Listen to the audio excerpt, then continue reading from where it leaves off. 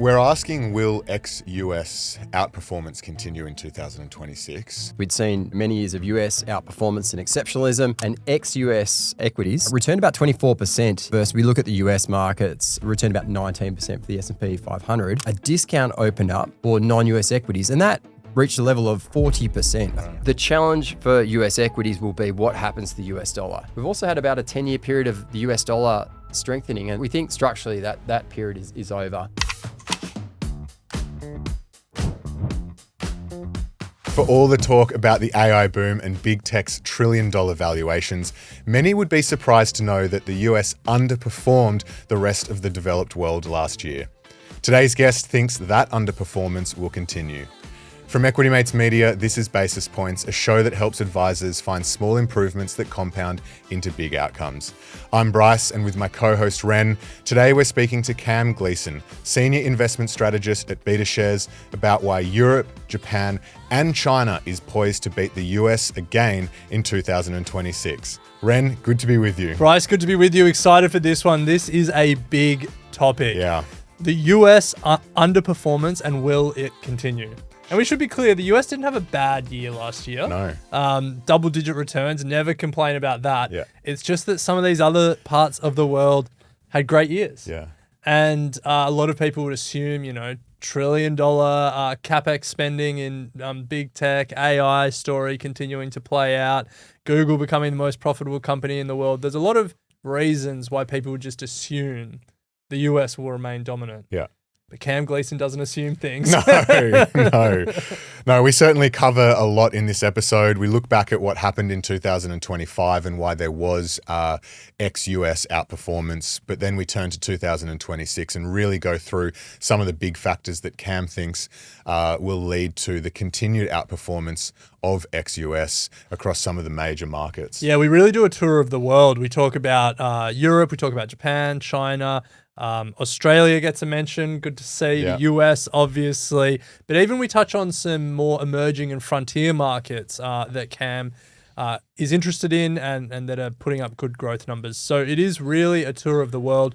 It's a reminder that investing is truly global, and our opportunity set, wherever you're watching or listening to this, is truly global. It was also a good reminder that we can get access to all of this from the ASX. Yeah, it's pretty good. I was like, Yeah, hell yeah. yeah.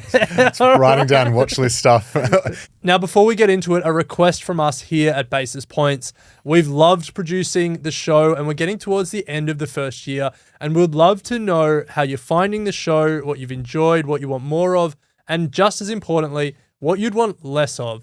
So we have the Equity Mates community survey out now. The link is in the show notes or the YouTube description. We would love it if you could fill it out and give us your feedback. Let us know how we can improve in 2026. If you complete the survey in full, you also go in the running to win $500. Love that. Love that. Put that in whatever market Cam speaks Yes. the most about today. A massive thank you goes to our partners here at Basis Points, Orbis Investments, Milford and SIBO. Without their ongoing support, we wouldn't be able to keep all of the content here at Basis Points free. Now, every episode of Basis Points is accredited for CPD points by the FAAA. So if you're an advisor listening or watching, get to the end of the episode, click the link in the description or show notes, complete the quiz, and we will send you your certificate. Make sure you're claiming those CPD points. All right, well, with that said, let's get into our conversation with Cam Gleason. Cam, welcome to Basis Points. Great to be here, Bryce. Thanks for having us. So we're asking, will ex-US outperformance continue in 2026?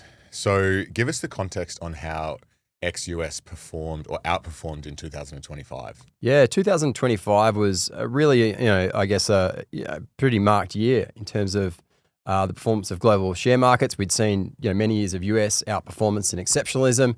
And then we had the Sell America trade just after Trump got inaugurated. And ex-US equities, so developed markets outside the US and outside of Australia, returned about 24% in their local currency terms. Versus we look at the US markets, returned about 19% for the S&P 500. What's also interesting is that's talking about the returns in local currency, so in euros or in US dollars.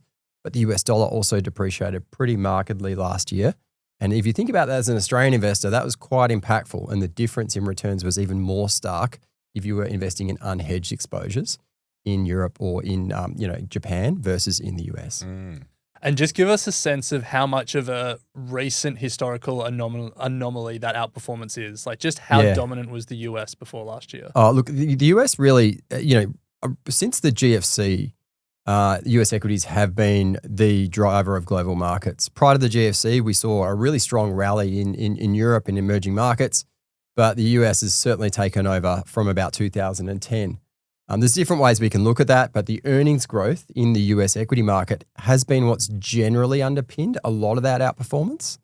But another way to sort of look at these things is to look at valuation multiples, if you like, or how expensive is ex-US exposures versus the US. So in 2010, if we were to look at these on valuation multiples, they looked like they were trading at about parity. So the amount you were paying for future earnings was about 1-to-1. But over the next sort of 15 years to the end of 2014, a discount opened up for non-US equities, and that reached a level of 40%, a 40% discount, enormous discount. A lot of that justified, but clearly quite a large number. That closed, the discount closed around about 10% closure in that gap. So at the end of 2025, the discount was only around about 30%, still really material. But we can sort of see that this long-term trend of that growing discount somewhat unwinding last year. Yeah, right. And so looking globally, were there any specific markets that really contributed to that sort of 24%, or was it sort of evenly spread? If we look outside the US, there was strong performance through Europe and through Japan. It's actually quite interesting though. A lot of that performance was front loaded in the first sort of 3 months of the year, and that we saw really strong returns from sectors, for example, European banks that have been a perennial underperformer, driving really strong returns. But more broadly outside of Europe, European banks and Japan, the really other interesting part of markets was really emerging markets. If you look at the Korean stock market, up around about sort of 70 or 80% for the year. Asian technology names in emerging market countries performed exceptionally strongly because a lot of investors had basically hitched their wagon to the AI trade, but were looking for another way to play that. And if we looked at some of the key contributors to what's required to build an AI data center, they are the hardware producers in places like Korea and Taiwan that produce the GPU, the accelerator chips and the memory chips that are required. And so the stock price performance of some of those names was really strong, and they really drove really exceptional performance from emerging markets. And I think that's going to be a really interesting space to watch this year, because what we tend to see is that global investors will shy away from emerging markets for a period of time, and then all of a sudden find that the fundamentals look quite attractive. With a bit of positive performance, we may see another really strong year for emerging markets. I just think we should pause and reflect on the fact that we're talking about choosing between 24% returns or 19% returns. Put either of those in a compound interest calculator and extend it. You'll be pretty happy with the result. Yep. One country that you'd be less happy with was back here at home. So let's have a quick lament on Australia. What happened to us? Yeah. So let's to unpack that a little bit further. So the US return of 19%. If I was investing in that exposure, 17 or 19%, whether you're investing in the Nasdaq or the S&P 500, as an Australian, that's sort of 17%. The Australian dollar appreciated quite markedly against the US dollar, and so if I was unhedged, my return was actually sitting just below 10%. So my return in Australian dollar terms was about 10%.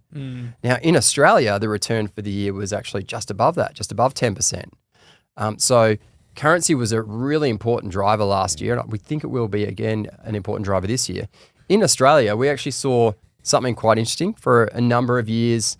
One of the key drivers of markets long-term is earnings growth. And for a number of years in Australia, we had seen that earnings growth was continually disappointing every year, and we had these negative earnings outcomes every year. The middle of last year, that started to turn, to inflect. And what was driving that was a boost in earnings from commodity producers, BHP and Rio and alike. So earnings in Australia started to look a little bit better, and that's why we've got a more positive view on Australian equities this year. However, we got to October and, fears of inflation meant that we were worried then the RBA was going to have to start hiking.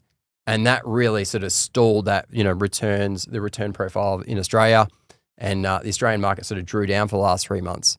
We think the Australian market's pretty well set up for this year.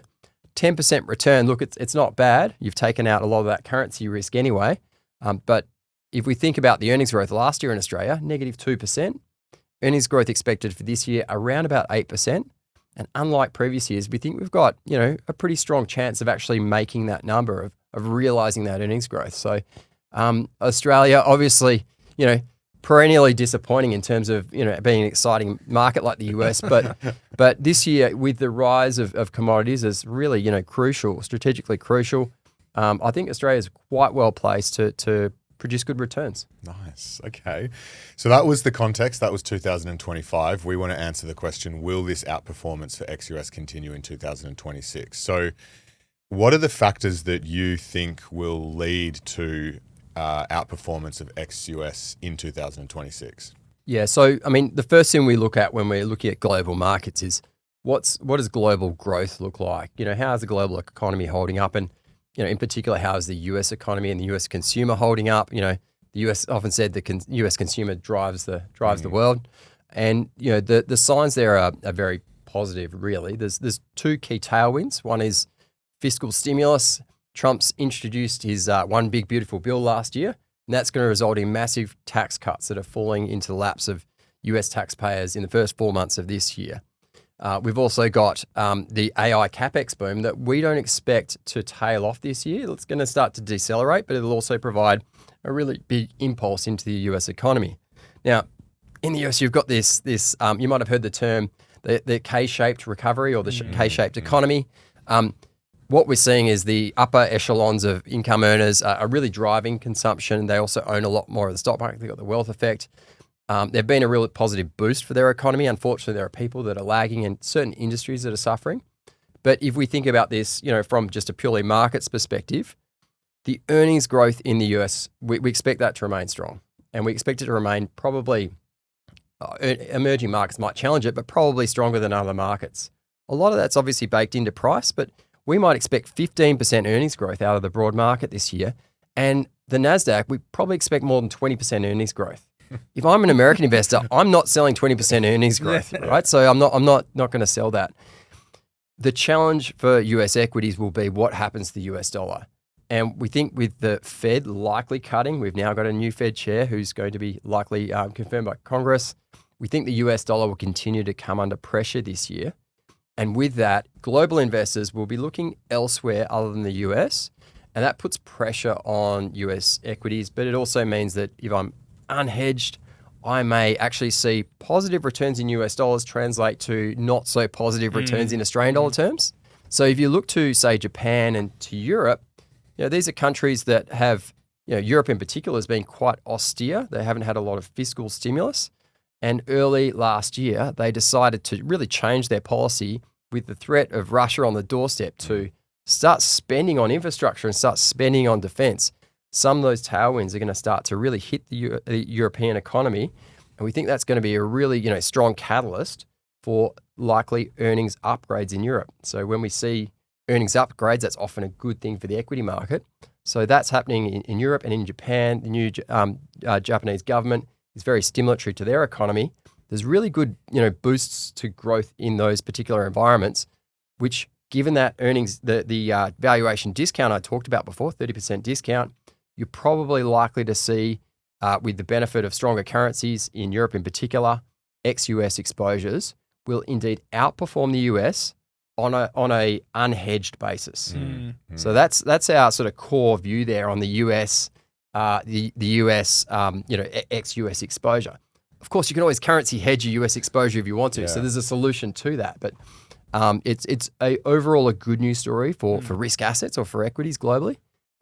With some slight, nuances as to how that plays out. Yeah, it's like good news and better news. Yeah, it's like 20% earnings growth. Yeah. That's the bad one. Yeah, unbelievable, right? Yeah. So I guess on that, so 20% earnings growth, but obviously tempered by the weakening US dollar. Yep. I assume then your assumptions for earnings growth in Europe and Japan are pretty meaty as well. Yeah, so earnings growth in Japan is typically, it's actually quite a bit lower. Europe looks reasonable. There's particular companies that really influence the overall index level earnings growth. I guess the point there is that the likely upgrades in earnings, there's more chance of upgrades in earnings, whereas the US, we're probably not going to get much more than, in the NASDAQ 20% earnings growth. Pretty hard to beat that level. So it might be a bit of multiple expansion as well as. Yeah, so we saw a bit of multiple expansion out of those ex-US exposures last year, whereas the US performance was entirely driven by earnings growth last year. But you can afford some multiple expansion when you're trading at a PE of sort of 15 versus a PE of 22, right? So that sort of, it allows that sort of upside lift. And I do think we'll see people looking to diversify, particularly with the part of the narrative for the first, month of this year has been that maybe the leadership of the Mag 7 isn't going to be as strong this year. Now, we think that will flow into other parts of, US tech and the US economy, but it is also going to mean that investors say, well, I don't need to hold, US equities. Maybe I can look for other parts of the economy that exist in Europe or Japan and get my exposure that way. So a bit of a rotation there, likely from global investors. But, the good thing for that ex-US exposure is that, you've got room to run in terms of valuations and potential uplift to what earnings might be actually realized throughout the year. So that is the Europe. What about some of the other geographies? If we focus on Japan, for example, had a strong 2025. How are you seeing that play out this year? Yeah, so Japan's really interesting because we've sort of had what we haven't had for many years up until COVID, which is really, inflation has sort of been really reintroduced to the Japanese economy. We've seen corporate reforms that Abe originally proposed as part of his 3 areas program have meant that, Japanese corporates have had to start focusing on profitability. Famously, a very high proportion of the Japanese stocks on the Tokyo Stock Exchange were trading below book value, which is just incredible. And so those sorts of things are, leading to a focus on shareholder returns. The new government, clearly wants to support key industries, is very US aligned, and so getting behind Japanese leadership in areas like semiconductor chips. Even spending in areas like defense, which traditionally Japan has sort of shied away from, expanding its defense budget, are really crucial to, that potential uplift in earnings in that country. And I think that alignment with the US has sort of come more into picture. So that's certainly, a good thing for Japan. The risk around Japan tends to be their currency, because a lot of Japanese companies will export goods. Can be quite trade oriented. And, there's been a critique of the, Japanese yen essentially being devalued or, getting too cheap and that giving him a trading advantage against the US. And so there was some sort of noise about potentially coordinated action between the Fed and the Bank of Japan to try and boost the value of the yen, which can hurt the revenue generated by Japanese exporters. That seems to have stabilized.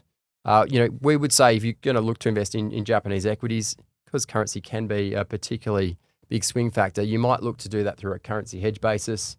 I'll talk briefly. We have a currency hedge Japanese equity ETF, which is HJPN. The great thing about using currency hedging when you're investing in Japan is because their cash rates or their interest rates are so much lower than Australia. You actually get paid a carry, you get a pickup for investing in Japan. So that's sort of quite an interesting dynamic of their market. Now, when their cash rates start to normalize, we'll see. The Bank of Japan's been quite glacial with that. But right now, if you are investing in Japan, you can essentially, make a positive return, even if the Japanese equities are flat, just through that carry. So it's sort of a really interesting way to play Japanese equities. Yeah, interesting. So on Japan, the back end of last year and the start of this year, there's been a lot of, movement and color and movement, let's call it, in their bond market. How much? Well, give us a sense of what's going on there and how worried investors should be. Yeah. So early this year, we saw what some people were sort of describing as is this potentially the Liz Truss moment. In Japan, right? So the government's basically put in place, a program of spending, which wasn't necessarily all funded. And if you remember the Liz Truss and the lettuce moment, she basically lasted less than the lettuce did, which was honestly one of the greatest political memes I've ever seen. But in Japan, that sort of question becomes, well, how's the government going to fund all this spending? They've already got a relatively high degree of debt in Japan. And what we've sort of seen is that that's the outlet there has been the yields on long-dated Japanese bonds. In other words, the rate of compensation that bondholders require for holding long-dated Japanese bonds has sort of expanded there, while the cash rate still remains quite low. Look, overall, that's probably a good thing because Japanese bond yields have been so contained for so long, so low for so long. And what it's actually sort of meant is that over the last 20 years, Japanese investors have typically sought to earn income by investing offshore. And Japan's the world's largest international investor in US Treasuries as a result. Also a very large investor in Australian fixed income. Now, the repercussions of higher yields in Japan, are Japanese investors going to repatriate capital from, for example, investing in US Treasuries? Are they going to pull that back to Japan because they can now get decent yields in Japan? So that's the sort of interesting dynamic from a global perspective.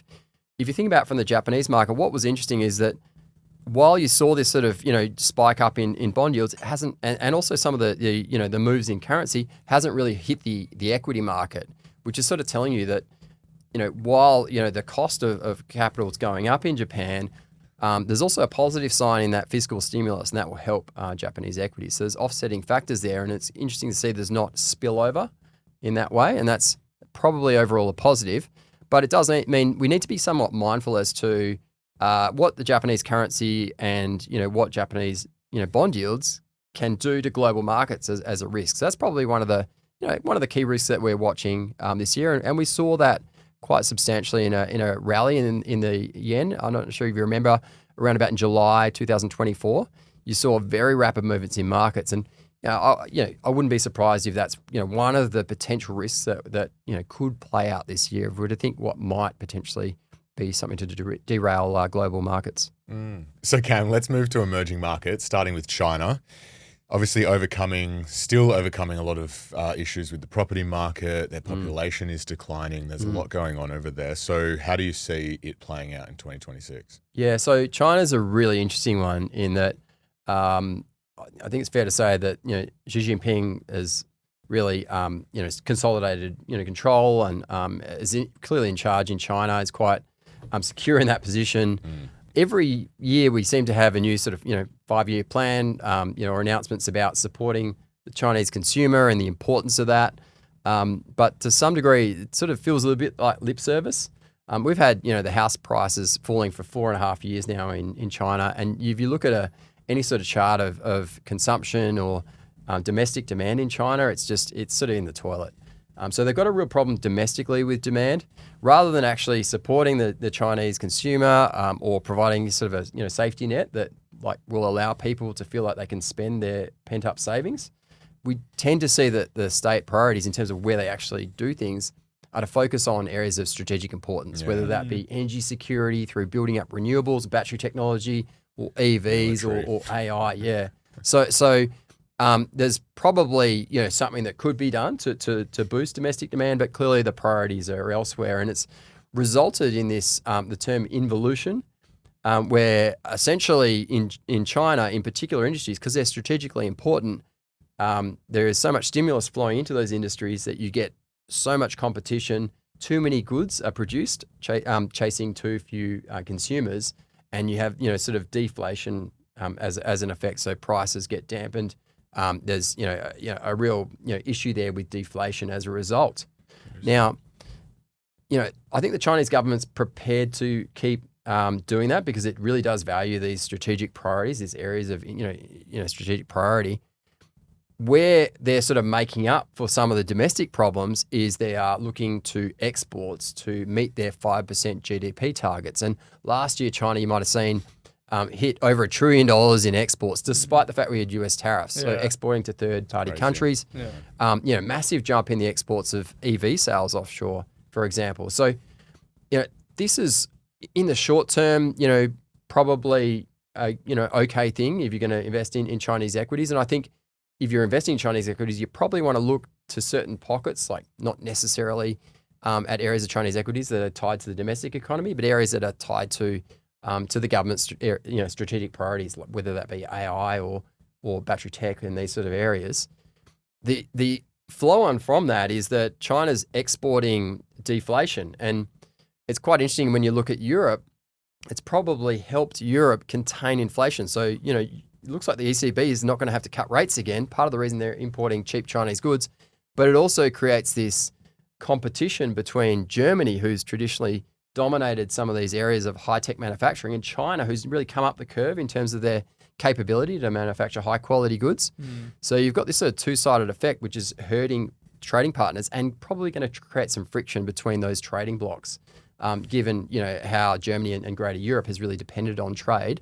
So that'll be interesting to watch. And we're sort of seeing, that's hurt Germany last year. Different parts of Europe actually did quite well, like Spain and Greece, Southern Europe, which depends on tourism. But this year, can we see more of that fiscal stimulus and support for industries like defense and infrastructure? Can that really, reinvigorate the German economy and get Europe humming again? And I guess we'll have to wait and see. But we're relatively positive on Europe having a little bit of a renaissance this year. Nice. Well, while we're talking China and emerging markets, I guess just an open-ended question on other emerging markets, because we're seeing a lot of movement around the world. Like Vietnam comes to mind. It had it was up like 40% its market last year. India. Recently, well, I'm doing Vietnam. He's building. Their recently re-elected leader said 10% GDP growth is what he's targeting. So, there's some big growth there. Obviously, Bryce is bullish on India. No, I'm just question mark. Okay. Yeah. So I guess an open-ended question for you. When you think emerging markets, I guess beyond the big three of China, South Korea, and Taiwan, what gets you most excited? More broadly, if you think about the tailwinds, we talked about it a bit before, but the AI supply chain that is typically dominated by emerging market Asia has been a really strong theme last year. I think there's still some room left to run there. More broadly across the whole of emerging markets, one real positive that I certainly expect this year is that if you have a weakening US dollar, typically if you think about a lot of emerging market countries, they fund a lot of their debt in US dollars. And so if their currency is strengthening versus the US dollar, it makes it easier for them to seek new capital and also makes it easier for them to service debt. It also means that they can afford to loosen monetary policy. And looking at an area like South America or Brazil in particular, they currently have very high cash rates. A weaker US dollar means they should be able to loosen monetary policy, and that creates a tailwind for their sort of local stock market. I think Bryce mentioned India. I think the India-China thing is a really interesting dynamic. Often with global capital flows, you tend to see them favor China or move back to India. Last year, it was clearly China's turn rather than India, and India was very interesting. It didn't really sell off in the Liberation Day sell-off because India's quite sort of self-contained in terms of a lot of its sort of drivers of domestic demand. But then after that, it didn't really rebound with the rest of the market. So India had some challenges in terms of earnings growth expectations not being met in the last quarter of the year. I think that India's actually pretty well set up, especially if we do see a weakening US dollar. There's a lot of structural change going on there, lowering of some taxes. And I think India is probably one that's due to run this year. So I think, if you're thinking about how to play emerging markets, look, I'd probably say taking that broad exposure is probably your best risk-adjusted bet. That way you're getting exposure to all these different regions. Like you mentioned, to Vietnam to that point. And the broad US dollar story should help.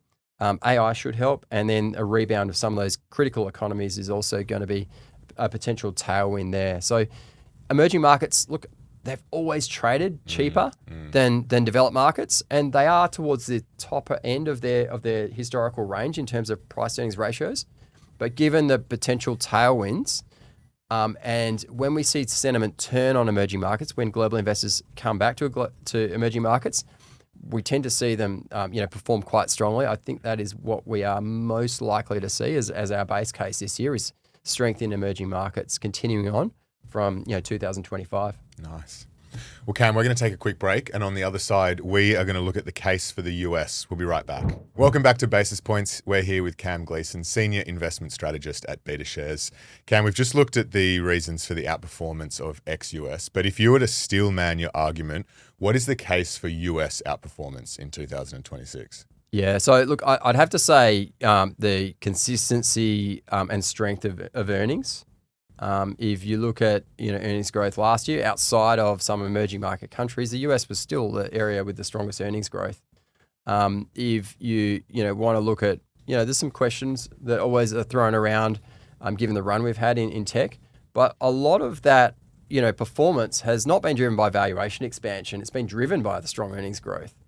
And so, while there's going to be some rotations and some creative destruction within, say, the AI space, and we saw that, for example, Apple and Alphabet are coming into favor when other companies like Microsoft are a little bit on the nose in terms of investor appetite.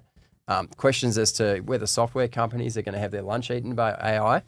I think as an overall complex, like, the NASDAQ and the US equity market has got this, incredible, power of driving that creative destruction to further earnings growth. And, we're partway through earnings season this year.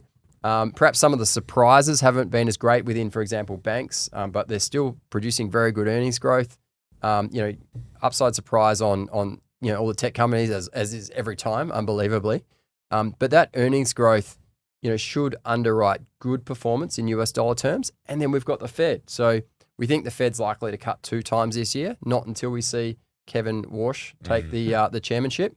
But that's obviously another tailwind. And I mean, don't forget that the US economy, I'd suggest that in a midterm year, because we've got the presidential midterm elections later this year, there's going to be pressure on the administration to run the economy relatively hot, to favour retaining as many Republican votes as possible, and so there's a lot of things in that setup that look pretty attractive. If you were looking to hold US equities, if you agreed with our perspective that the US dollar may weaken, you may look to do so through having a currency hedge US equity exposure to insulate you from the potential for US dollar weakness. And you can look at US equities and note that while the broad US equity market, about 42% of its revenue comes from outside the US. If you look at the NASDAQ, it's around about 50% or a bit higher than 50% of its revenue comes from outside the US. Now, where that's interesting is that if you have the US dollar depreciate, the revenue in US dollar terms actually mechanically grows. And so you're getting exposure to the potential upside in earnings growth from US dollar weakness. Then if you currency hedge that, I know we're going a couple of steps here, but if you currency hedge that back to Australian dollars, you get the uplift in revenues, but that's not translated through in terms of a reduction in the asset prices you hold because you're hedging out the risk to the asset prices falling. Now, currency movements, we don't consider that something that's going to compound earnings over time, but it's a potential further catalyst or provides support to that very strong earnings outlook that I think we should expect to continue in 2026. So a lot of this conversation has been around, premised on a weakening US dollar, and a weakening US dollar is bad for US consumers. It increases the cost of imported goods, and a lot of consumer products in the US are imported these days. Election year, as you said, midterms coming up, affordability being the key sort of battleground for this election.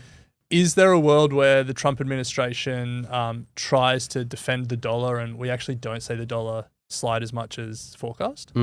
Yeah, so it's sort of interesting if you look over the last month, we've actually seen conflicting messages out of Trump and Scott Bessent, where Trump's essentially said he would like a weaker dollar, and then Bessent's come up and said that a strong US dollar is the administration's policy. So very hard to decipher what their actual intentions are for the dollar.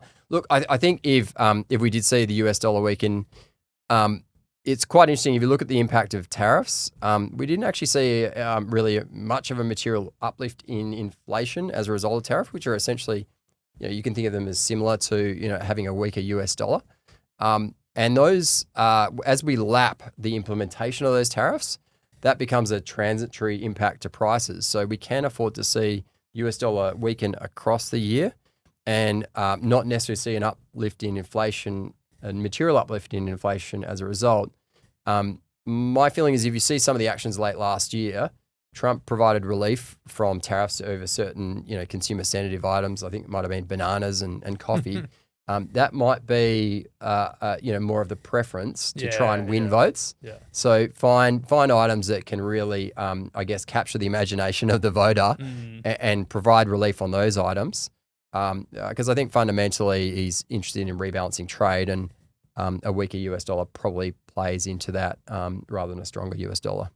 So Cam, what are the practical takeaways advisors can take from this conversation to apply to all their client portfolios? Yeah, so I think, one of the winning trades of the last 10 years has been just, for global equities, just go into the US and leave it. You can almost leave it at that. The last couple of years, the trade has been basically AI and the Mag 7.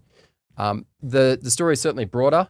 Within the US, we see that earnings growth in for example, the NASDAQ is now going to be greater than the Mag 7 itself. So you're seeing breadth within the US equity market, but you should also be thinking more broadly. You need to be holding some international equities. Yes, earnings growth in the US will probably be stronger, but there's good reasons to be diversified. We've also had about a 10-year period of the US dollar strengthening, and we think structurally that period is over. We're in a new paradigm now. So that favors having diversification and having exposure to ex-US equities in developed markets. And I think emerging markets are also an important addition to portfolios. Unlike previous years, we have some relative conviction that Australia will have a reasonable year in terms of earnings growth. We've already seen what commodity prices have done this year, and that's a positive for Australian equities as a whole, and also for the Australian dollar. So I think obviously diversification is key, but if you were to look to make tactical tilts, the views I've expressed, if all of the cards fall as we expect, would lead to a slight preference for ex-US emerging markets over US. And if you're going to use US and you wanted to continue to hold that, then you may look to add some currency hedging to that exposure. You obviously don't want to change your whole portfolio around based on your views, because we know we can always get these things wrong. But, for example, at Betashares within our investment committee, we make small tweaks around the outside to try to cater for what we see as a sort of shifting landscape. Love it. Well, thank you so much, Cam. Thanks, a Bryce. lot to digest there, but as we said at the top, it feels like it's good and better news. Is Let's the key hope so. takeaway. Is the key takeaway. 2026, hopefully positive for everyone. So thank you so much for coming in. We really appreciate it. Thanks for having me on, guys. Thanks, Cam.